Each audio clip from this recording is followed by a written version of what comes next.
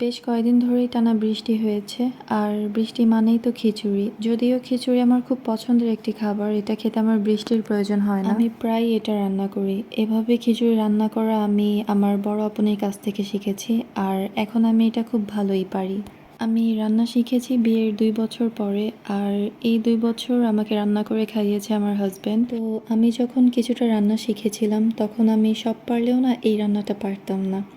এর জন্য যেদিন আমার রান্না করার কোনো ইচ্ছে থাকতো না বা কোনো কাজই করতে ইচ্ছে করতো না, ওই দিন আমি বলতাম যে আমার খুব খিচুড়ি খেতে ইচ্ছে করছে, যাতে আমার রান্না করতে না হয়। আলহামদুলিল্লাহ এখন কম বেশি সব কিছুই পারি রান্না করতে।